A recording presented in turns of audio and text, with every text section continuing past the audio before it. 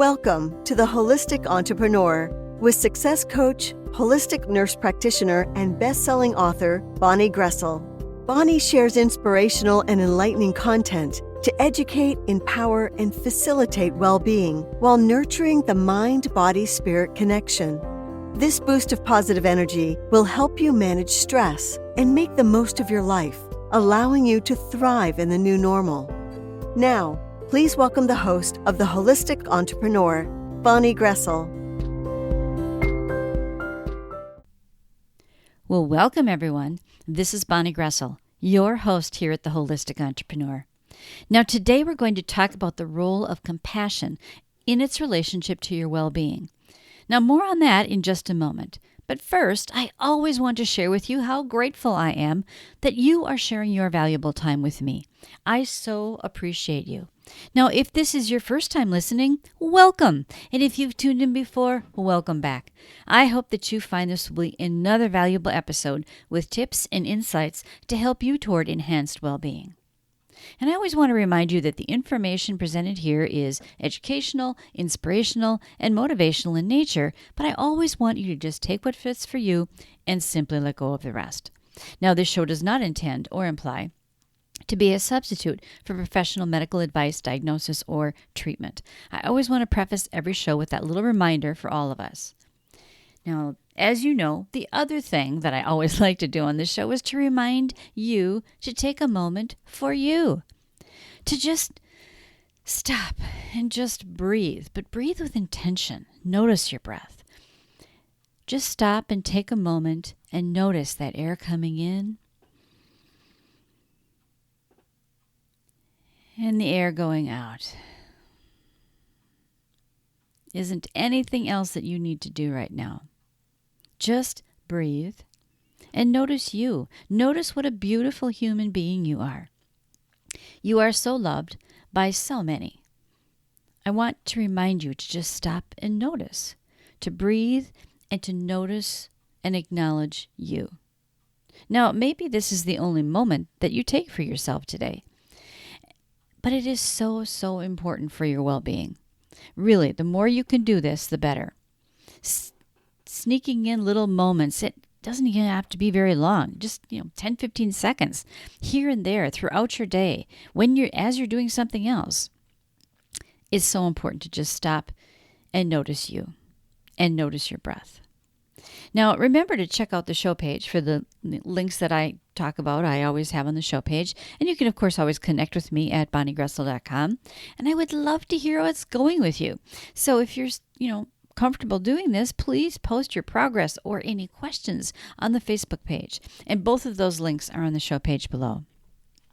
Now, today, we're going to talk about compassion for both others and ourselves, because very often we don't show ourselves as much compassion as we show other people, do we? Now, compassion is defined as the ability to understand the emotional state of another person. But moreover, it encompasses understanding our own emotional state. And as a result, compassion motivates us to help and support others and ourselves. It inspires us to do so that we can help to ease the other person's suffering. In fact, the word compassion literally means to suffer together. Now, sometimes we confuse compassion with empathy because they're really closely related. Empathy refers to your ability to imagine yourself in someone else's place, putting yourself in their shoes. Therefore, we can experience the emotions of the other person and really know, or at least kind of know what they're going through, what they're feeling. But compassion goes beyond empathy. Empathy is, feeling someone else, but compassion involves the desire to help. It's what moves you to take action. Now, you've probably seen all kinds of, clips on the news and in social media about strangers helping one another in a disaster or an accident. Those video clips of rowboats in a flood zone that's there to rescue people out of their homes, carrying people, the flood victims, to safety. Strangers helping other strangers out of compassion. Strangers stopping at a car accident scene to help in whatever way they can. Acts of compassion are not only for helping other people, but also for helping the animal kingdom. been like rescuing koalas in the fires in Australia, herding elk out of the flames and into safety in the forest fires of Montana. When we see these things, it warms our heart. It makes us feel good. At least that's my experience. It renews my faith in humanity. There are good people everywhere, and we just don't often think of it or see it.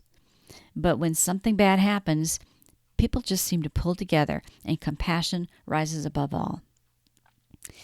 Now, Dr. Keltner at the University of California in Berkeley coined a term called compassion instinct. And he says that both animals and humans have this. In other words, compassion is a natural and automatic response that's really there to guarantee our survival, to help us to continue to exist. And research has demonstrated that infants, chimpanzees, even rats are driven to empathize with another who is suffering, and then will go out of their way to help it out of its quandary or its situation. Compassion is an innate human quality. Therefore, we're all born with the tendency to be generous and kind toward others. Being compassionate makes us happy. It stimulates the pleasure centers in our brains. When we are helping an individual or contributing to a charity or a cause, it makes us feel good, doesn't it? Compassion knows no bounds when it comes to age, sex, animals, humans. It doesn't matter. Even newborn twins. I've seen video clips and images of twins holding hands or touching one another to comfort each other. Compassion. Dogs soothing a crying baby. Ordinary people doing extraordinary things to help others. Whether it be human beings, domestic animals, or creatures of the wild. It doesn't matter. Compassion may have really assured our survival because of its tremendous benefits for both physical and mental health and overall well-being. There was research done by Ed Diner, who is a pioneer in psychology of happiness and human flourishing, and it suggests that connecting with others in a meaningful way helps us to enjoy better mental and physical health and speeds up recovery from disease. It's even shown that it might be lengthening our lives. There was a brain imaging study done on the pleasure centers in the brain, and we've talked a little bit about those in previous episodes.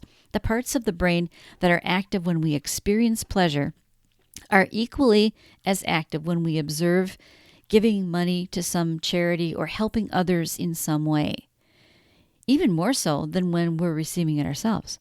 So giving it to others really increases well-being above and beyond what we experience when we spend money on ourselves or do things for ourselves rather than others.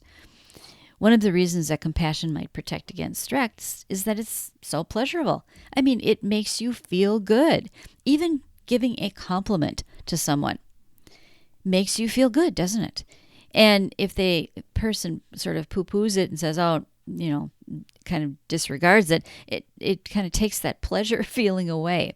So when someone pays you a compliment, say thank you and really mean it, because it makes that person who's given you a compliment feel good too. So now motivation plays a role in all of this because it depends on why you're doing what you're doing to help someone. There was a study at the University of Michigan that looked at people who engaged in volunteerism, and they tend to live longer than people who didn't volunteer, but only if the reason for their volunteering was altruistic rather than self-serving. Another reason compassion might boost our overall well-being is that it can help broaden our perspective beyond ourselves. Compassion fosters warm emotional contact. It just does. When we connect with others in this way, we produce more oxytocin. That's a hormone we've talked about in a previous episode. So the benefits of oxytocin are lots. So go back and listen to that episode if you need to. But compassion also breaks down the barriers in relationships with the people who challenge us. I mean, when we see someone suffering, we're moved to help them. And we forget about the fact that there was difficulty in the relationship or what they said or did to us or whatever.